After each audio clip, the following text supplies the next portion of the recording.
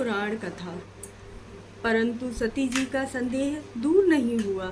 तब सती जी के शंकालु चित्त को देखकर शिव जी बोले, हे देवी, यदि तुम्हारे मन में अधिक शंका है तो मैं यहाँ पर वृक्ष के नीचे बैठकर आपकी बात जोहूँगा।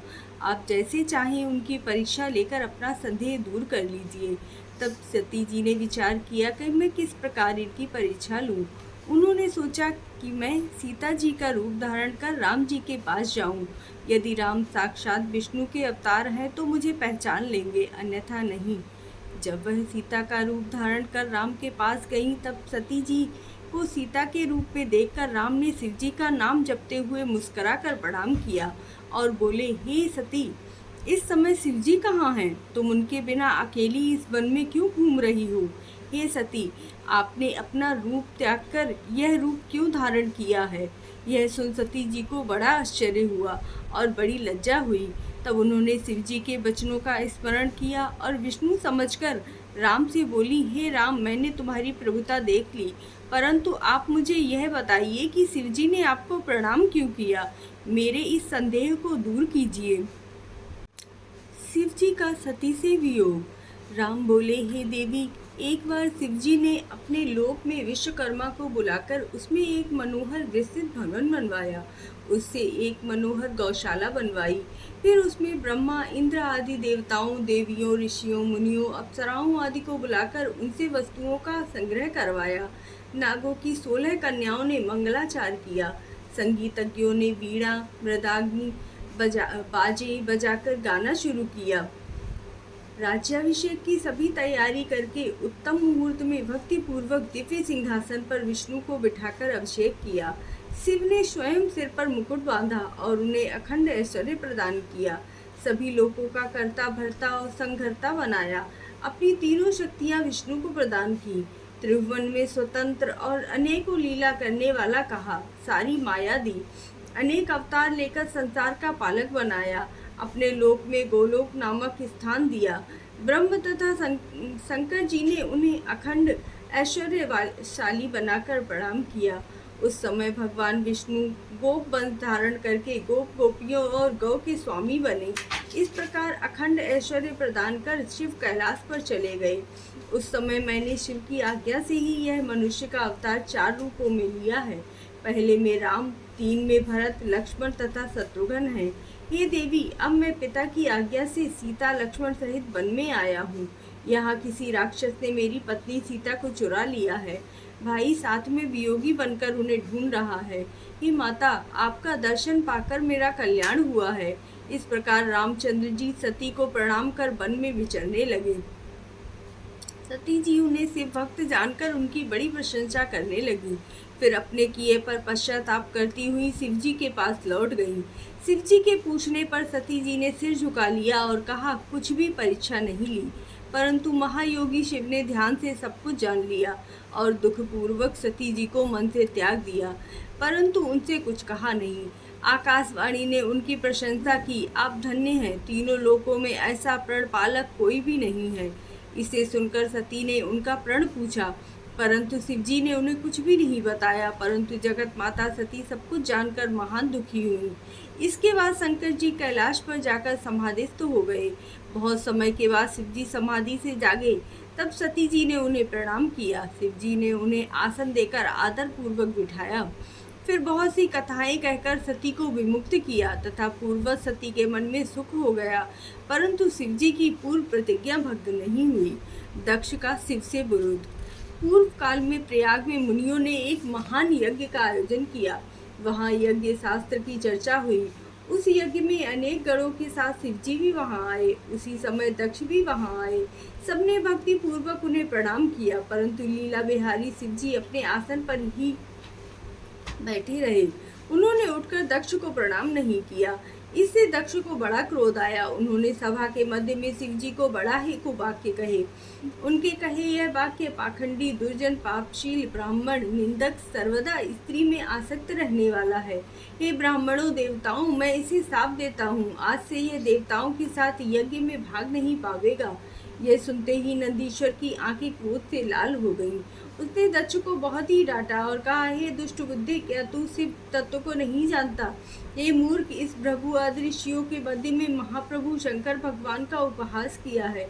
इसीलिए मैं भी तुझे शिवजी के प्रभाव से साप देता हूँ कि तुम सब ब्राह्मण वेद का वास्तविक अर्थ न समझकर केवल वाद विवाद पर ही विश्वास करोगे। तब शंकर जी नंदीश्वर को समझाते हुए बोले, हे महाप्राज्ञ, तुम्हें क्रोध नहीं करना चाहिए। मैं ब्राह्मणों और वेद को साप नहीं देता। तुम यथार्थ जान लो कि दक्ष का साप मुझे नहीं लगा है। तब नंदीश्वर को शांत करके अपने धाम को चले गए। दक्ष भी ब्राह्मणों के साथ अपने धाम को चला गया। दक्ष कथा। ब्रह्मा जी बोले, हे नारद, शिव के द्रोह को ध्यान में रखकर दक्ष ने कनखल नामक स्थान में बड़ा भारी यज्ञ किया, जिसमें भृगु आदि ऋषियों को ऋषित्व बनाया गया। सभी सिद्ध, गंधर्व, विद्याधर, आदित्य, नाग तथा सभी ऋषियों मुनियों को बुलाया गया। ब्रह्मा तथा विष्णु पार्षदों सहित पधारे, परंतु दुरात्मा दक्ष ने उस यज्ञ में शिवजी को नहीं बुलाया। यहाँ तक कि अपनी पुत्री सती को भी नहीं बुलाया, क्योंकि वह कपाली की भार्या है। यज्ञारंभ के समय दधीचि ऋषि ने पूछा कि इस यज्ञ में शंकर भगवान क्यों नहीं आए। दधीचि की यह बात सुनकर मूढ़ दक्ष ने कहा, देवताओं के मूल विष्णु जी आ गए हैं, फिर मुझे शिवजी की क्या आवश्यकता है? यह कहो कि मैंने ब्रह्मा जी के कहने पर उसे कन्या दे दी, नहीं तो उस अकुलीन माता पिता से रहित भूत प्रेतों के स्वामी आत्माभिमानी मूर्ख स्तंभ ईर्ष्यालु को कौन पूछता? वह इस यज्ञ के कदापि योग्य नहीं है, इसलिए मैंने उसे नहीं बुलाया। मेरे इस यज्ञ को आप लोग सब मिलकर सफल बनावे। इस पर दधीचि ने दक्ष से कहा, तुम चाहे जो करो, परंतु यह यज्ञ तो शंकर के बिना अधूरा है। इससे तुम सब नाश को प्राप्त होगे। ऐसा कहकर दधीचि उस यज्ञ से चले गए।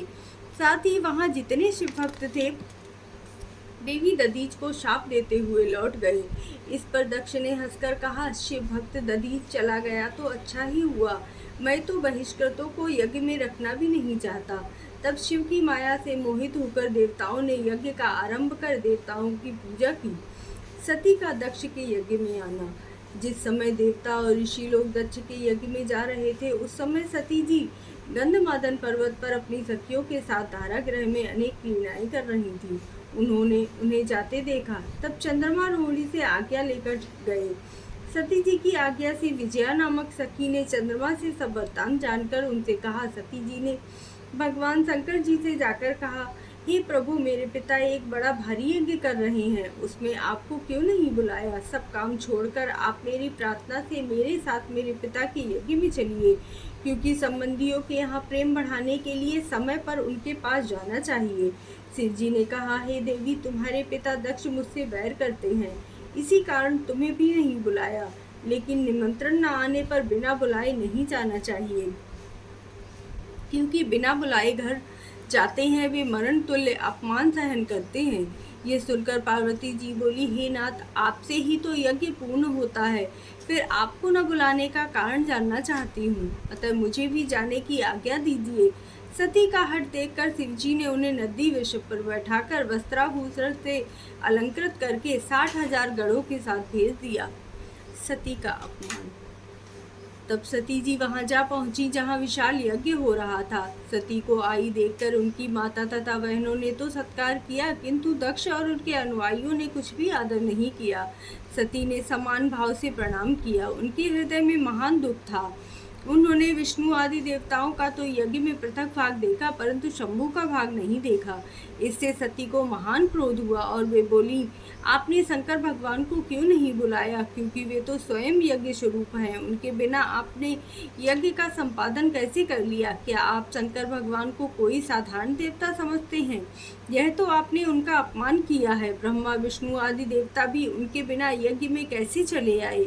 इस पर दक्ष ने क्रुद्ध होकर कहा, हे भद्रे, बहुत कहने से क्या लाभ? तुम यहाँ क्यों चली आई?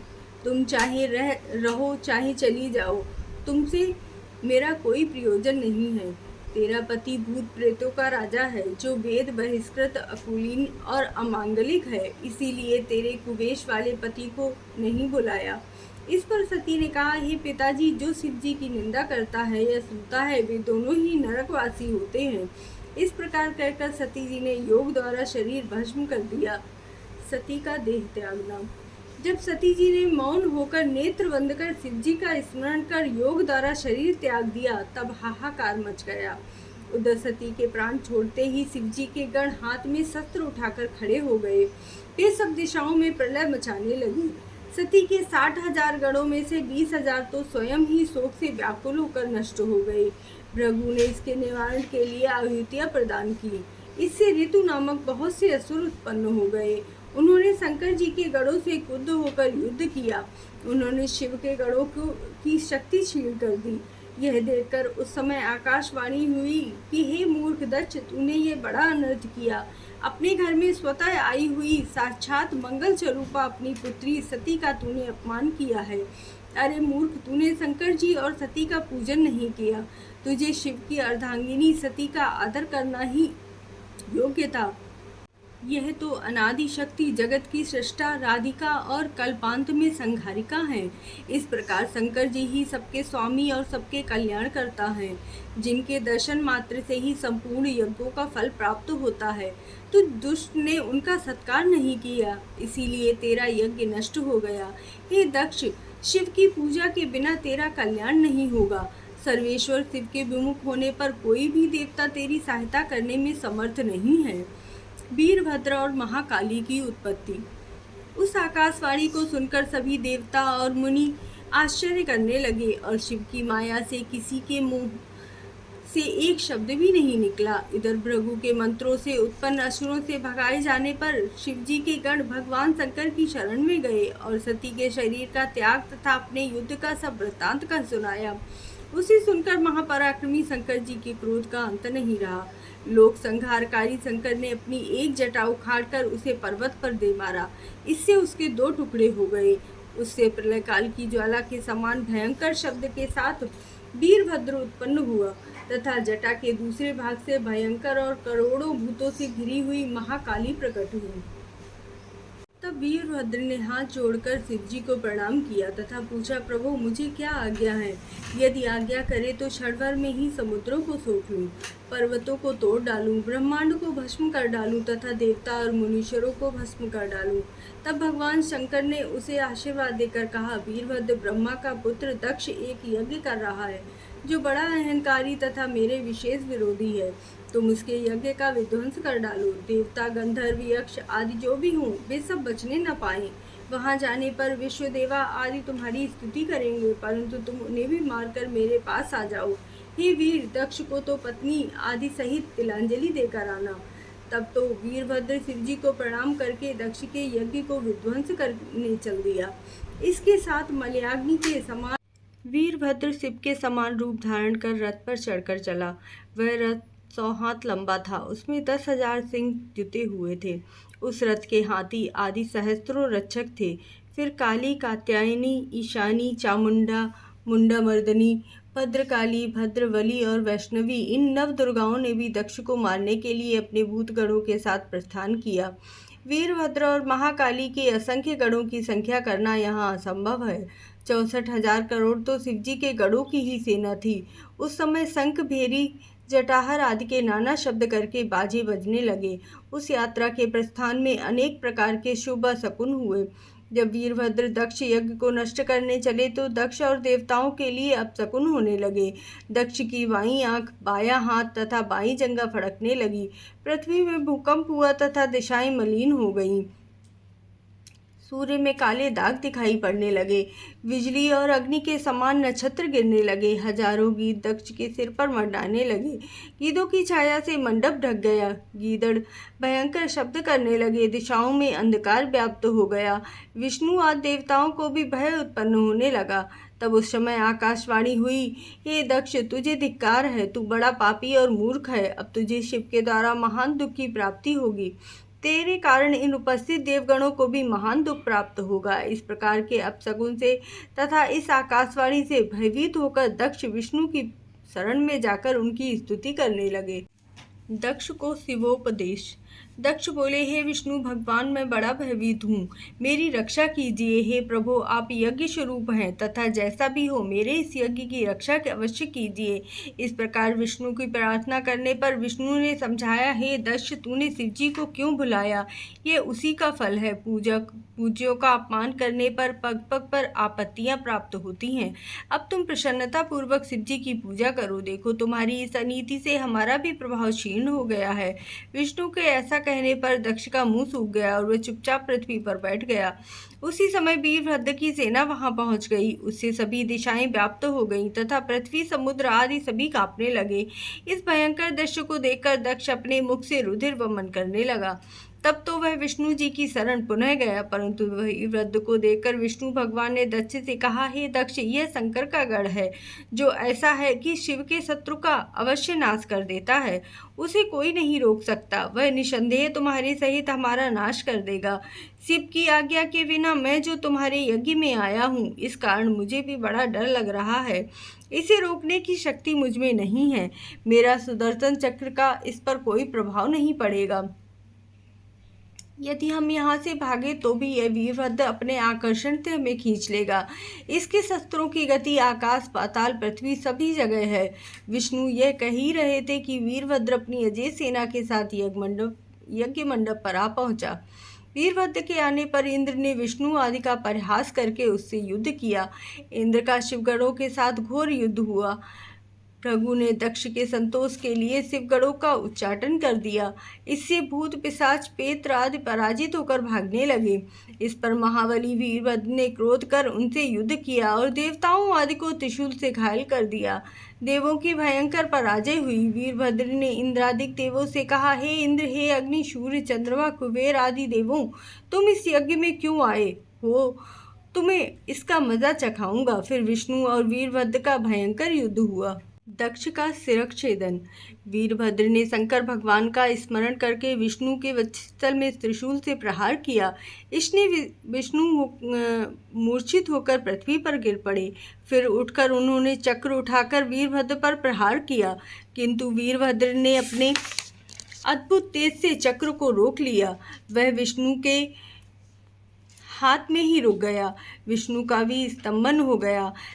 तभी याज्ञिकों ने मंत्रों द्वारा उनका स्तंभन दूर कर दिया।